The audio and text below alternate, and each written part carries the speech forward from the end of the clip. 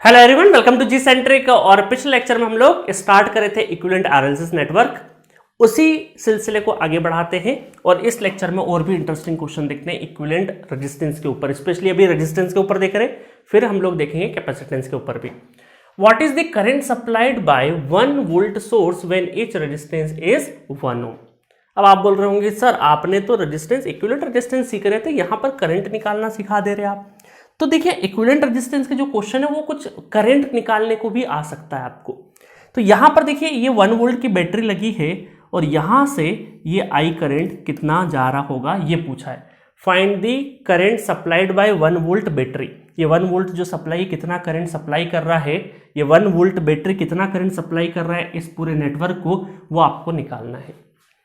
ठीक है, अब देखिए यहां पर मैं आपको एक ट्रिक बताता हूं। एक हमेशा रूल याद रखना, लिखवा भी दूंगा नोट पॉइंट पे, कि जब भी एक बड़े से नेटवर्क में बहुत सारा रेजिस्टेंस हो और एक ही सोर्स गिवन हो, तब हमें केवीएल केसीएल करंट निकालने के लिए केवीएल केसीएल लगाने की जरूरत नहीं है। तब हम लोग क्या करेंगे, पूरे नेटवर्क को सॉल्व करके, ये पूरे रेजिस्टेंस को सॉल्व करके एक सिंगल रेजिस्टेंस बना लीजिए। सिंगल रेजिस्टेंस बनाने के बाद देखिए मैं बोलूंगा कि इस ए पॉइंट और बी पॉइंट के अक्रॉस यहां पर एक सिंगल रेजिस्टेंस वैल्यू ले आइए और कुछ इस तरीके से अगर आपने जमा दिया कि 1 वोल्ट की बैटरी है और ये ए और बी के अक्रॉस आपने आर इक्विवेलेंट रख दिया, आर इक्विवेलेंट, तो अब आप करंट बड़ी आसानी से फाइंड आउट कर लेंगे। करंट आपको फाइंड करने के लिए आपको कुछ नहीं करना पड़ेगा, ये वोल्टेज है तो यहाँ पे simply I equal to V by R equivalent. ठीक है, वी गिवन है, आर इक्विवेलेंट आपको निकालना है। तो आपको क्या मैंने रूल बताया, लिखने की जरूरत नहीं, मैंने ऑलरेडी आपके लिए नोट पॉइंट सजा दिया इधर कि if only one source is given then don't go with KVL और KCL, always solve by reduction technique. Reduction technique मतलब सारे रेजिस्टेंस को सॉल्व करके एक सिंगल रेजिस्टेंस बना लो and just redraw the circuit. ये रीड्रॉ दी सर्किट वाली लाइन आपको कुछ दूसरे न्यूमेरिकल में काम आएगा, इस न्यूमेरिकल में अभी रीड्रॉ करने की जरूरत नहीं है। अदरवाइज आपको थोड़ा सा रीड्रॉ करके भी देखना पड़ सकता है, अभी एक क्वेश्चन कराऊंगा, ठीक है, रीड्रॉ वाला भी। चलिए, तो यहां पर ये नोट पॉइंट लिखना हो तो लिख सकते हैं आप, है ना। मैं यहां से थोड़ा सा हट जाता हूं, ये नोट पॉइंट लिख सकते हैं। अब देखिए रिडक्शन टेक्निक में जाएंगे, अदरवाइज नहीं तो क्या होता ना, वोल्टेज और करंट निकालना तो हम केवीएल केसीएल घूमने के लिए आतुर होते हैं, तो ऐसा नहीं करना है ना, एक रूल बता दिया मैंने। अब चलो जल्दी से आप देखो यहां पर कि ये दोनों रेजिस्टेंस, सारी वैल्यू कितनी 1 ओम की, तो ये रेजिस्टेंस और ये रेजिस्टेंस, इनका सर और पैर दोनों आपस में कनेक्टेड है, इसका मतलब दोनों काय में है, पैरेलल में है, दोनों पैरेलल में, फिर इससे सीरीज में है। तो आपको कुछ ऐसा नजर आ रहा है कि ये वाला जो पूरा का पूरा सेल है ना, ये वाला जो पूरा का पूरा सेल है यहां से लगा के यहां तक, ये एग्जैक्टली आइडेंटिकल है, एग्जैक्टली आइडेंटिकल है। इसका मतलब इसका जो पूरे का रेजिस्टेंस आएगा वही पूरे का इस रेजिस्टेंस रहेगा और फिर वो दोनों आपस में क्या हो जाएंगे, पैरेलल। ऐसा समझ सकते हो ना। देखिए तो यहां पर बोलेंगे 1 ओम और 1 ओम, तो 1 ओम का कितना हो जाएगा पैरेलल में, आधा ओम हो गया, आधा हो गया, और 1 से प्लस होगा तो आधा और 1 कितना हो गया, 1.5 मतलब कि 3/2, ये 3/2 हो गया। अगर ये 3/2 है तो ये भी तो सेम अरेंजमेंट है, तो ये भी 3/2 होगा, 3/2 फिर से पैरेलल में मतलब फिर से आधा, तो कितना हो जाएगा 3/2 का, है ना। हमने कहां से स्टार्ट किया, हमने स्टार्ट किया 1 + 1/2, तो उससे क्या बना 3/2, फिर उसको भी आधा किया तो 3/4, ठीक है, उसको भी आधा किया तो 3/4, तो ये कितना हो गया, ये यहां से है ना, ये हमारा 1 + आधा 3/2 फिर से हो गया, तो हमारा कितना हो गया 3/4, 3/4 में फिर 1 प्लस हो जाएगा, तो 1 प्लस हो गया, तो ये कितना हो गया 7/4। तो ये पूरा अरेंजमेंट आपका क्या कहलाया 7/4। तो ये भी आपका पूरा 7/4 है, तो ये 7/4 और ये 7/4 फिर पैरेलल में है, तो फिर आधा हो जाएगा, तो 7/8 आधा हो गया, है ना, बाई 2 कर दोगे तो 7/8। अब 7/8 ये दोनों हो गए सॉल्व होके, 7/8 से ये क्या है आपका 1 ओम है, इससे आप प्लस कर दोगे तो यहाँ पे अल्टीमेटली आर इक्विवेलेंट कितना हो जाएगा, आर इक्विवेलेंट हो जाएगा 8 और एलसीएम ले लेंगे 8, तो ये कितना 7 14 15/8, that is our R equivalent. ठीक है, समझ में नहीं आई तो वापस से वीडियो को सुन लेना। चलिए, तो यहाँ पे करंट कितना हो जाएगा, करंट हो जाएगा V कितना है 1 / 15 / 8, तो ये हो गया 8 / 15 एम्पेयर इज द करंट।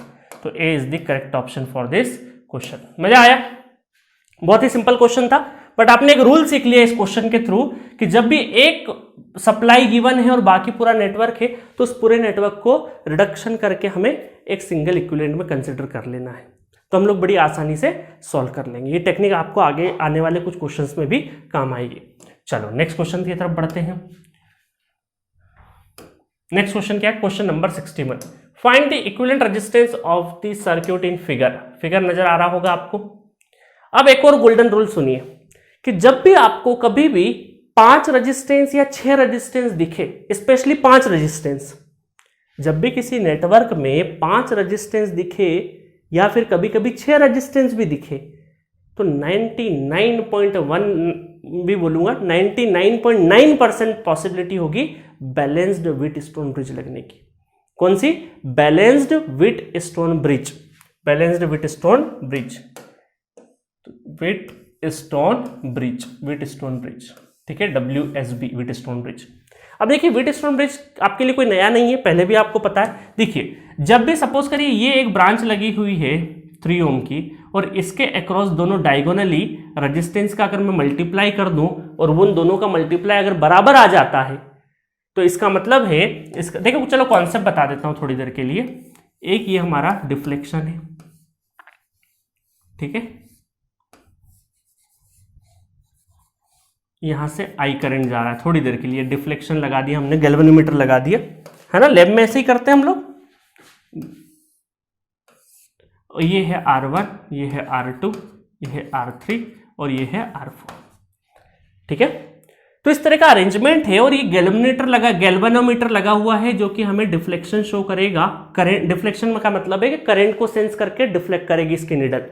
तो हम ये बोलेंगे कि ये करंट जीरो होगा। कब जीरो होगा? ये करंट क्या होता है? जीरो होगा उस केस पे ये जो ब्रिज होगा, ये इसको बोलते हैं ब्रिज, मेजरमेंट में पढ़ेंगे बहुत डिटेल में। ब्रिज होता है अगर ये करंट जीरो, इसका मतलब ये क्या है? ब्रिज बैलेंस्ड है। और बैलेंस ब्रिज का मतलब क्या है कि अपोजिट रेजिस्टेंस का जो मल्टीप्लीकेशन है R1 R2, है ना, इस गैल्वेनोमीटर के इस ब्रांच के अपोजिट या फिर डायगोनली बोल सकते हैं इसको, डायगोनली या अपोजिट ब्रांच के जो रेजिस्टेंस है उसका मल्टीप्लीकेशन दूसरे अपोजिट के मल्टीप्लीकेशन के अगर बराबर होगा तभी आपका ये नल डिफ्लेक्शन शो करेगा। मतलब वाइस वर्सा, अगर करंट जीरो इसका मतलब ये कंडीशन प्रूफ हो रही होगी, ये कंडीशन प्रूफ हो रही है, इसका मतलब करंट जीरो है। तो इसको बोलते हैं हम लोग Wheatstone bridge, Wheatstone bridge condition. चलिए तो इसका मतलब देखिए यहां पे इस क्वेश्चन को करते हैं, अपोजिट करें तो 4 into 1 इक्वल टू 2 into 2 तो ये क्या हो गया? 4 इक्वल टू 4। इसका मतलब व्हीटस्टोन ब्रिज का मतलब है कि करंट क्या होगा? जीरो जा रहा है। और जब इसमें करंट ही नहीं जा रहा है तो इस ब्रांच का कोई मतलब ही नहीं है, इसको हटा देते हैं। इसको जब हटा देंगे तो ये दोनों कायम आ जाएंगे सीरीज में, क्योंकि एक ही करंट फ्लो हो रहा है। देखिए यहां से करंट अगर इंजेक्ट होता है तो ये I1 और ये I2 थोड़ी देर के लिए, तो ये पूरा इधर तो जीरो जा रहा है, डिवाइड तो हो नहीं रहा, ये एक ही ब्रांच है, मतलब ये दोनों एक ही करंट जा रहा है। इसका मतलब दोनों के दोनों एलिमेंट्स काय में है? सीरीज में है। ये भी आपके सीरीज में है, तो 2 और 1 कितना हो गया? 3, 2 और 4 कितना हो गया? 6, है ना। तो ये अरेंजमेंट कुछ इस तरीके से बन जाएगा, ये अरेंजमेंट कुछ इस तरीके से बन जाएगा, ठीक है। ये हो गया आपका 2 और 1 3 और 2 और 6 और ये हो गया 3। तो अब ये दोनों काय में? पैरेलल में। इसका मतलब 3 into 6 डिवाइडेड बाई 9, 3 + 6 9, 3 3 3 9, 3 2 6, 2 और 3 2 कितना हो गया? 5, है ना। ये दोनों का पैरेलल 2 और फिर 3 से प्लस हो जाएगा, 3 और 2 क्या हो जाएगा? प्लस। चलो मैं बना देता हूं आपके लिए, 3 2 कितना हो गया? 5। तो C is the correct answer for this question. Equivalent resistance ही पूछा था आपसे, ठीक है। तो इस क्वेश्चन के माध्यम से या इस क्वेश्चन के मीडियम से या माध्यम से जो भी बोले, हम क्या सीखे हैं? व्हीटस्टोन ब्रिज का कॉन्सेप्ट सीखे हैं। व्हीटस्टोन ब्रिज नेटवर्क थ्योरी में कब लगता है?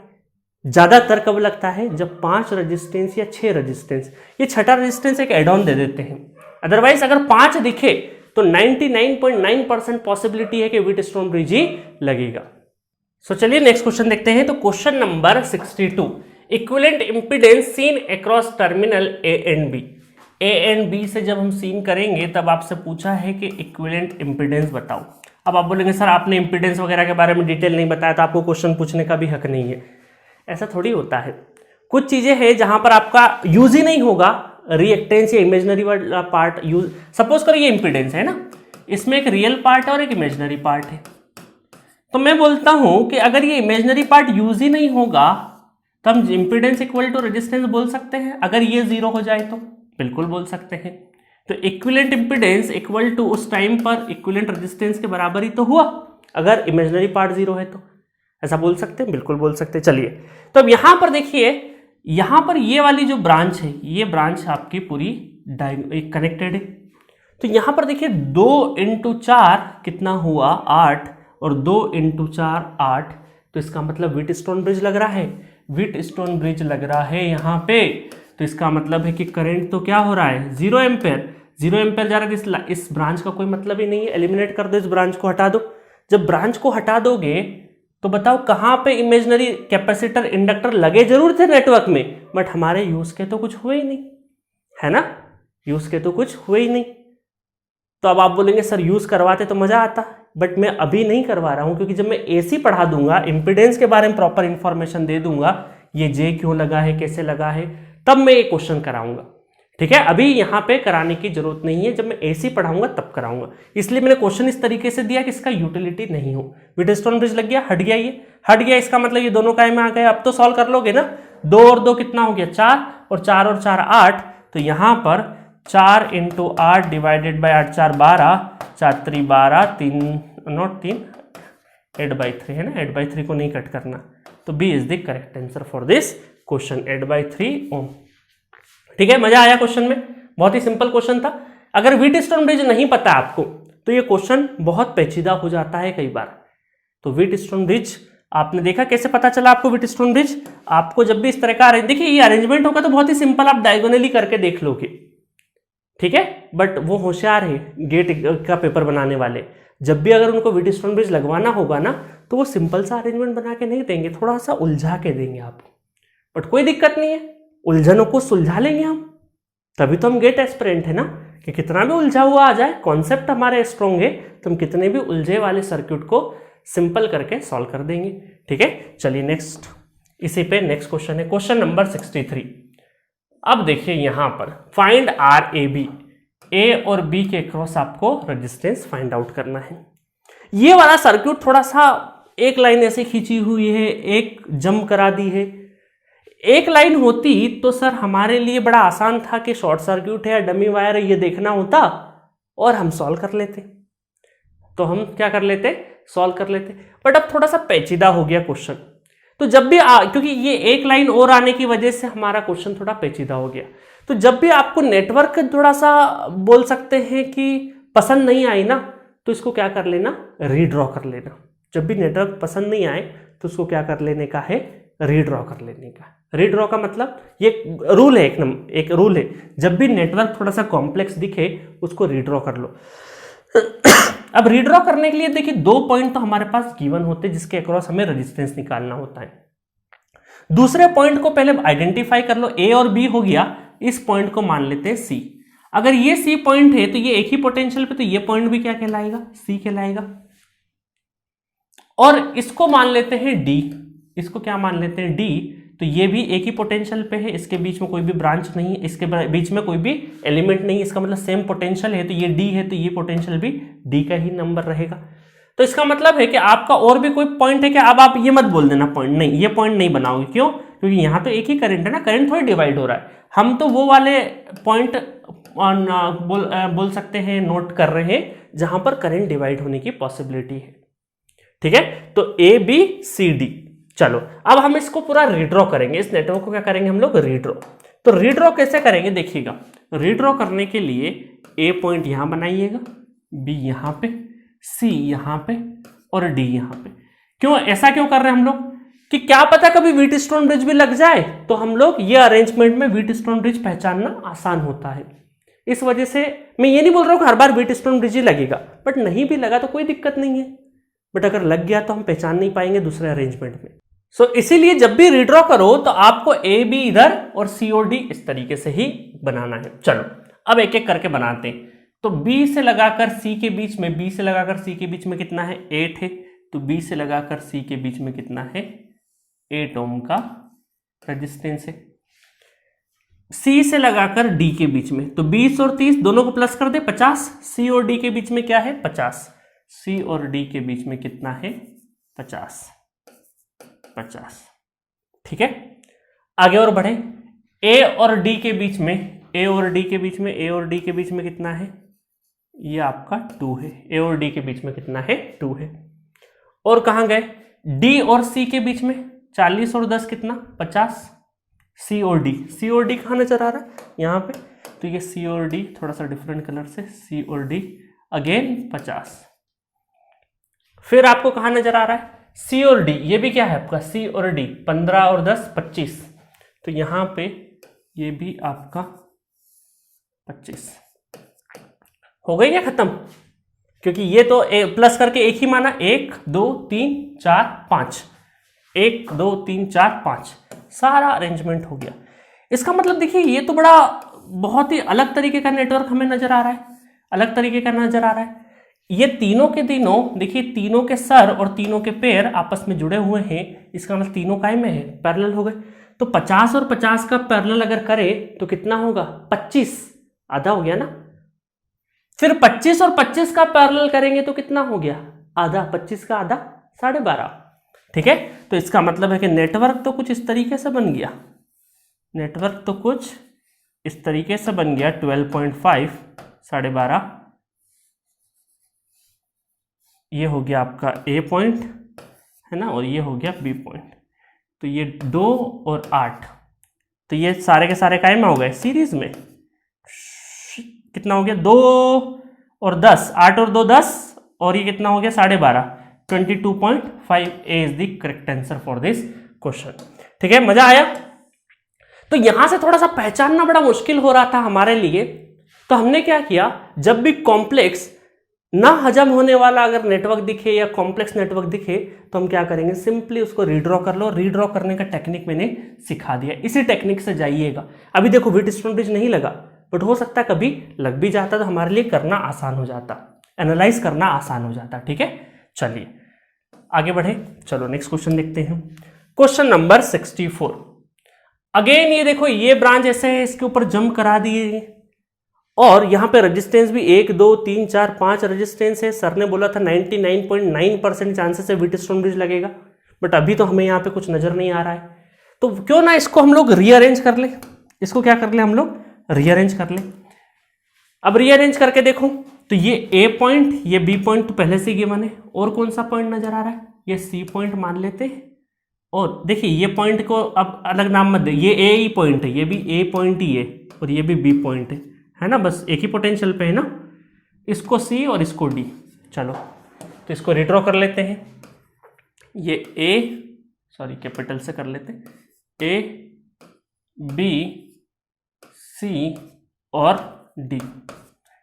अब देखो क्या क्या है, A और D के बीच में 9 ओम है, A और D कहाँ नजर आ रहा है, दैट इज A और D 9 ओम, ठीक है। उसके बाद B और D के बीच में 3 ओम, B और D के बीच में 3 ओम, ठीक है, 3 ओम दैट इज हरिओम।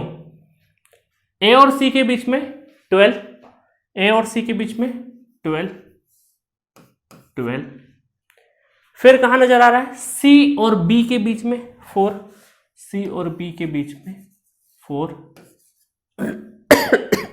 और कहां पे A और C के बीच में आ गया हमारा 12, 9 4 3, कौन सा बचा है, और 2, C और D के बीच में 2, C और D के बीच में 2 हो गए 5, बिल्कुल हो गए। चलो तो किसके क्रॉस, A और B, जिनके निकालना है ऐसे लाइन खींच दिया करो, है ना, नहीं तो पता चले तुम आप आपस में सीरीज में कर दी, है ना, ये लाइन खींच देने का है। चलो तो अब क्या हुआ, अपोजिट, ये डायगोनल ब्रांच है, इसके अपोजिट 12 into 3 इक्वल टू इसके अपोजिट, इस ये वाली ब्रांच के अपोजिट 9 into 4, तो 12 दूनी 24, 12 36, 9 चौक 36, दैट इज व्हीटस्टोन ब्रिज लग गया। व्हीटस्टोन ब्रिज लग गया, इसका मतलब क्या है, यहाँ पे लग गया, इसका मतलब 0 एम्पेयर करंट। 0 एम्पेयर करंट का मतलब है इस ब्रांच का कोई मतलब नहीं है, और ये करंट जाएगा एज इट इज इसे जाएगा, तो ये दोनों के दोनों कायम आ गए, ये ब्रांच ही नहीं है, तो 12 और 4 कायम में हो गए, सीरीज में हो गए। तो सिंपली आपका नेटवर्क ये ऐसे बन गया, ये 12 मतलब 12 और 4 16 कर दे डायरेक्टली, ठीक है 16, और ये क्या हो गया 9 और 3 है ना, ये 9 और 3 कितना हो गया 12, ए और बी ये दोनों कायम में हो गए पैरेलल, तो 16 इंटू 12 और 16 प्लस 12, ठीक है फटाफट कर देते हैं इसको सॉल्व। सो आंसर आ जाएगा 48 डिवाइडेड बाय 7 ओम, ठीक है करके देख लीजिएगा 48 बाय 7, या फिर अगर आप उसको डिवाइड करके पॉइंट वाला आंसर भी मैच कर सकते हैं, समथिंग 6 पॉइंट समथिंग कुछ आएगा, ठीक है। चलो आंसर तो आप निकाल ही लोगे, बस कॉन्सेप्ट आपको पता चल गया कि जब भी आपको ऐसा कॉम्प्लेक्स नेटवर्क दिखे जिसको हम लोग सही से एनालाइज नहीं कर पा रहे तो उसको रीड्रॉ करना है, और रीड्रॉ करने का भी मैंने टेक्निक आपको बता दिया है, ABCD पॉइंट कैसे निर्धारित करना है, कैसे रखना है, और कैसे आपको सर्किट को ड्रॉ करना है, ठीक है मजा आया। चलिए तो हमने कॉम्प्लेक्स नेटवर्क को रीड्रॉ करके सिंपल बना दिया और व्हीटस्टोन ब्रिज लग गया तो और सिंपल हो गया, और ये कॉन्सेप्ट के ऊपर गेट में क्वेश्चन आते हैं, हर 1-2 साल छोड़ के व्हीटस्टोन ब्रिज का कुछ ना कुछ कॉन्सेप्ट आता ही आता है, ठीक है। चलिए आगे चलते हैं, नेक्स्ट क्वेश्चन देखिए, क्वेश्चन नंबर 65, फाइंड RAB। अभी नेटवर्क थोड़ा सा क्या है ना, देखो बहुत ऐसा ऊपर से दे दिया है, थोड़ा सा देखने में हमारे लिए क्या हो रहा है, इमेजिनेशन ढंग से नहीं हो पा रहा है, तो क्या हम इसको रोटेट कर दें, ऐसे रोटेट करके सीधा कर दे तो थोड़ा हमारे लिए आसान हो जाएगा, है ना, रोटेट कर दे तो थोड़ा सा हमारे लिए आसान हो जाएगा। आपको ओरिजिनल क्वेश्चन को रोटेट नहीं करना, ये तो मैं अभी कर दे रहा हूं, है ना, अभी हमारे पास स्मार्ट बोर्ड की फैसिलिटी है इसलिए हम लोग इसको रोटेट कर दे रहे हैं, रोटेट कर दे रहे हैं, है ना, और नॉर्मली ये दिख रहा है, नॉर्मली ये दिख रहा है ना। चलो मैं रोटेट बाद में करूंगा, पहले आपको दिखा देता हूं क्या करने की कोशिश कर रहा हूं मैं। यहां पर रेजिस्टेंस कितना है, 1 2 3 4 5 6, मैंने क्या बोला था 6 भी हो तो कोई दिक्कत नहीं है। अब आप ये देखिए कि A और B और ये रेजिस्टेंस नहीं हो, ये रेजिस्टेंस अगर नहीं हो तो आप इसको रीअरेंज करके दोगे, आप रीअरेंज कर सकते क्योंकि ये पॉइंट तो क्या आपका A पॉइंट ये और ये पॉइंट B है। तो हम एक काम करते हैं, इसको थोड़ा सा रोटेट करके पहले तो एक जैसा दिखने काबिल बना देते हैं। चलो ये हमने क्या कर दिया, ऐसा दिख, अब हमारे लिए थोड़ा सा एनालाइज करना आसान है। और क्या मैं ऐसा बोलूं कि काम करो, यहां इस R रेजिस्टेंस को अगर हटा दो तो बाकी रेजिस्टेंस को आप अरेंज कर सकते हो, बिल्कुल कर सकते हो, तो इसको यहां से तोड़ दो, ठीक है। ये R रेजिस्टेंस बाद में लगा देंगे, इतना नेटवर्क आप एनालाइज कर लो अच्छे से, और फिर इसका जो आए उसको यहां पे लगा देंगे पैरेलल में, जो भी आएगा अरेंजमेंट इसके पैरेलल में इस R रेजिस्टेंस के पैरेलल में लग जाएगा, क्योंकि ये R रेजिस्टेंस हमें दिक्कत दे रहा है। अब उसको देखोगे तो आप A और B, तो ये हो गया C और D, तो सारी वैल्यू बराबर है, तो क्या ये व्हीटस्टोन ब्रिज लग जाएगा जैसे पिछला बार हमारा लगा, A B C और D, ठीक है, A और B और C और D, तो ये C और D के बीच में रेजिस्टेंस, इधर रेजिस्टेंस, इधर रेजिस्टेंस, और एक ही वैल्यू का रेजिस्टेंस है, तो एनालाइज करना आसान होगा, that is R R R R R, तो कितना हो गया, ये एलिमिनेट हो जाएगा, व्हीटस्टोन ब्रिज लग गया, तो ये कितना हो गया 2R, ये कितना हो गया 2R, और 2R और 2R पैरेलल में, तो RAB कितना हो गया R, ठीक है, 2R डिवाइडेड बाई 2, है ना, 2R आधा हो गया तो R बन गया। चलो तो ये हो गया R। अब देखिए यहां पर इस रेजिस्टेंस को वापस से लगा लेते हैं हम लोग, इस रेजिस्टेंस को क्या है, ये पहले से लगा था, अब ये R इक्विवेलेंट आ चुका है आपका, और R इक्विवेलेंट किसके बराबर, R के बराबर, तो अब ओरिजिनल R इक्विवेलेंट कितना आएगा आपका, ओरिजिनल R इक्विवेलेंट ये हो जाएगा आपका R और R पैरेलल में, तो R/2, तो R इक्विवेलेंट कितना हो गया, R/2 इज द आंसर, ठीक है। मजा आया क्वेश्चन में, तो क्वेश्चन में कुछ भी नहीं था, जस्ट पिछली बार वाला क्वेश्चन था, सिर्फ यहां पर एक रेजिस्टेंस और पुट कर दिया था, बाकी एज इट इज जैसे हमने किया था वैसा ही आंसर आपका आया, बस एक रेजिस्टेंस एक्स्ट्रा था, और एक्स्ट्रा देने के साथ साथ उसको थोड़ा सा घुमा के दे दिया था क्वेश्चन को, तो हमने बड़ी आसानी से उसको, स्मार्ट बोर्ड था तो रोटेट कर लिया, अदरवाइज तो फिर कॉपी में फिर से ऊपर जाके देखना पड़ता, इमेजिनेशन का रोल लाना पड़ता, ठीक है। और वो भी आसान था, कोई ऐसा भारी भरकम इमेजिनेशन नहीं लगाना था, सिंपल वाला इमेजिनेशन ही लगाना था हमें। तो मजा आया क्वेश्चन में, तो बड़ा आसान था, इसको आर को हमने हटाया, जो बचा हुआ नेटवर्क सॉल्व किया, उसके पैरेलल में लगा दिया, आंसर आ गया। चलिए नेक्स्ट क्वेश्चन की तरफ बढ़ते हैं। So question number 66, find I. तो यहां पर बहुत जंबो सर्किट नजर आ रहा है आपको, पिरामिड टाइप का, और यहाँ पे बहुत सारा रेजिस्टेंस गिवन है, और यहाँ पे 24 वोल्ट की बैटरी जिससे करंट आई जा रहा है। अभी थोड़ी देर पहले मैंने एक चीज लिखवाई थी आपको, एक नोट पॉइंट लिखवाया था, कहाँ गया वो नोट पॉइंट हमारा, कि अगर हमारा सोर्स एक ही गिवन हो तो हमें केवीएल केसीएल नहीं लगाना है, आप रिडक्शन करके, आप रिडक्शन टेक्निक यूज करिए और पूरे सर्किट को एक सिंगल रेजिस्टेंस पे सॉल्व कर सकते हैं जो कि हमने यहाँ पे किया भी था। देखो इसमें किया था, पूरे को सॉल्व करके एक ले आए थे, और साथ में अगर जरूरत पड़े तो हमें रीड्रॉ कर सकते हैं, सर्किट को रीड्रॉ कर सकते हैं। चलिए, तो यही रीड्रॉ वाला सर्किट मैं अभी यहाँ पे बता रहा हूँ आपको, ठीक है। चलिए अब देखिए, इसको अगर हमें रीड्रॉ करना है तो हमें दो तीन पहले पॉइंट आइडेंटिफाई करने पड़ेंगे, है ना। पॉइंट आइडेंटिफाई थोड़ा सा सिंपल कर लेते हैं रीड्रॉ करके। तो एक पॉइंट तो ये हो गया, ये एक ही पोटेंशियल पे ए पॉइंट, ये पोटेंशियल कौन सा हो गया, बी पॉइंट, ठीक है। और इसको मैं सी पॉइंट मान लेता हूं और इसको मैं डी पॉइंट मान लेता हूं। इसकी जरूरत वैसे तो पड़ेगी नहीं, ई पॉइंट मान लो, चलो कोई दिक्कत नहीं है। अब देखिएगा यहां पर ए और बी के बीच में पहले ये वाली ब्रांच ड्रॉ कर देते हैं थोड़ी देर के लिए, है ना। अब हमें redraw A B C D वाला नहीं करना है, क्योंकि इस बार हमारे पॉइंट्स यहाँ पे A B C D E points है, ज्यादा से ज्यादा पॉइंट है इस बार हमारे पास, 4 पॉइंट नहीं है। तो इसको क्या हम ऐसा कर सकते हैं, क्योंकि हमें करंट भी निकालना है, बैटरी का अरेंजमेंट भी है इस बार, सिर्फ रेजिस्टेंस की बात नहीं है। तो जो सिंपल हमारा अरेंजमेंट वाला जो टेक्निक सिखाया, उससे थोड़ा सा इतर हम लोग ड्रॉ करेंगे, मतलब थोड़ा सा अलग टाइप का। क्योंकि जब भी बैटरी है तो ए और बी के बीच में अगर हमारी बैटरी लगी है तो ये रेजिस्टेंस और ये बैटरी लगी है कितने की, ठीक है, थोड़ी सी बड़ी कर देते हैं, थोड़ा सा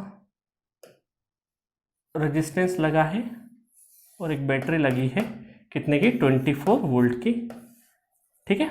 और ये है ए पॉइंट, और करंट का डायरेक्शन ए की साइड में ही जा रहा है, और ये हमारा 2 ओम और ये बी पॉइंट, ठीक है। इतना ड्रॉ कर लिए।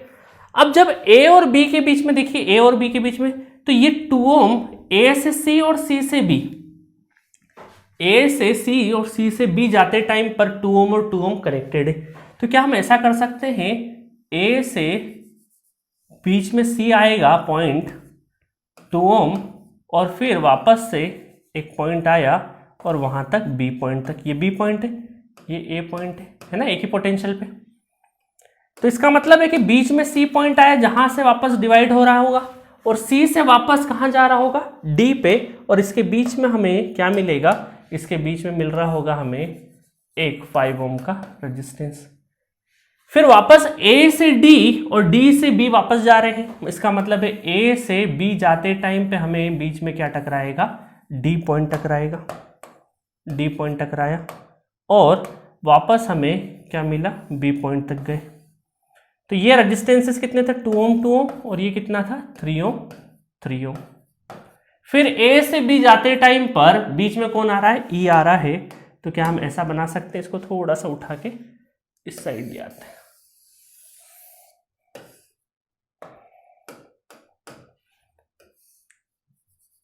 ये कर दिया, और बीच में डी से ई जाते टाइम पे 8 ओम, और ये हमारे 6 ओम और 6 ओम, ठीक है। चलो, तो इस नेटवर्क का हमने रीड्रॉ करके ये बना दिया। अब थोड़ा सा आसान लग रहा है। अब देखिएगा, बहुत ध्यान से देखिएगा इस क्वेश्चन को, है ना, बहुत ध्यान से देखना। 6 और 3, 6 × 3 कितना हुआ, 18, और 3 छंग 18। तो व्हीटस्टोन ब्रिज लग रहा है, अपोजिट डायगोनल, अपोजिट रेजिस्टेंस के मल्टीप्लीकेशन अपोजिट वाले से मैच हो रहे हैं, तो इसका मतलब है ये ब्रांच में करंट फ्लो नहीं करेगा। फिर यहां देखिए 3 दूना 6, 3 दूना 6, इसका मतलब इस वाली ब्रांच में भी रेजिस्टेंस करंट फ्लो नहीं करेगा। दोनों ब्रांच में करंट फ्लो नहीं कर रहा है, इसका मतलब इसका अस्तित्व ही नहीं है। हटा दो इन दोनों को, जब इनको हटा दोगे तो 6 और ये दोनों सीरीज में, ये दोनों सीरीज में, ये दोनों सीरीज में, तो 6 और 6 कितना हो गया, 12, 3 और 3 6, और 2 और 2 4। तो इसका मतलब है कि नेटवर्क आपका और भी सिंपल हो के क्या बन जाएगा, देखिएगा, ये नेटवर्क और भी सिंपल बन के हम ये बोल सकते हैं कि ये रेजिस्टेंस, ये बैटरी, ठीक है, तो ये हो गया 4 4, ठीक है, 6 और 12, 4, 6 और 12, और ये हो गया आपका 2 ओम प्लस माइनस 24, और यहां से अब आपको करंट निकालना है आई करंट। अब इसको इन तीनों को पैरेलल में सॉल्व कर सकते हैं, तो पहले 6 और 12 को पैरेलल में आप सॉल्व करोगे तो कितना हो गया 6 × 12 और 18 है ना, प्लस करोगे तो 18, 6 × 18, 3 × 12, 4, इन दोनों का क्या हो जाएगा पैरेलल 4, और 4 और 4 का पैरेलल कितना हो गया 2, और 2 और 2 फिर सीरीज में हो गए तो कितना हो गया 4। इसका मतलब है कि ओवरऑल पूरा नेटवर्क बन के कितना हो गया आपका, ये हो गया आपका 2 तो यहाँ लगा था, ये ओवरऑल 2 यहाँ पे आ गया, और ये 24, that is our current I. तो आई करंट कितना हो गया 24 डिवाइडेड बाय 2 और 2 4, तो 4 6 24, 6 एम्पेयर। तो 6 ampere is the correct answer for this question. So देखा आपने कि किस तरीके से हमने कॉम्प्लेक्स नेटवर्क को रीड्रॉ जैसे ही किया तो वो हमें आसान लगने लगा, और व्हीटस्टोन ब्रिज भी हमें देखने को मिला। व्हीटस्टोन ब्रिज यहाँ पे लिख देता हूँ, व्हीटस्टोन ब्रिज भी हमें देखने को मिला इस नेटवर्क में। तो हमने बहुत अच्छी अच्छी चीजें सीखी, हमने डमी वायर और शॉर्ट सर्किट ब्रांच को पहचानना सीखा, हमने सीखा व्हीटस्टोन ब्रिज कैसे लगता है, हमने सीखा कि नेटवर्क अगर हमें थोड़ा सा कॉम्प्लेक्स नजर आए तो उसको रीड्रॉ करके कैसे सिंपलर बनाया जा सकता है, उसको एनालाइज करते सीखा। तो प्रैक्टिस हो रही होगी धीरे धीरे आपकी। अगले लेक्चर में अभी खत्म नहीं हुआ ये इक्विवेलेंट रेजिस्टेंस वाला पार्ट, अगले लेक्चर में थोड़े से हम लोग इनफाइनाइट लेडर के प्रॉब्लम सॉल्व करेंगे, और कुछ ऐसे कॉम्प्लेक्स नेटवर्क जो कि इनफाइनाइट रेजिस्टेंस जा रहा है। इनफाइनाइट तो कुछ होता नहीं, कुछ ना प्रैक्टिकली तो कुछ ना कुछ लिमिटेशन होती है, बट थ्योरेटिकली इनफाइनाइट तक जा रहे हैं कुछ रेजिस्टेंसेस, तो उनके रेजिस्टेंसेस इक्विवेलेंट रेजिस्टेंस कैसे निकालेंगे वो सीखेंगे। तो मिलेंगे नेक्स्ट लेक्चर में और भी इंटरेस्टिंग क्वेश्चंस के साथ। Okay, thank you.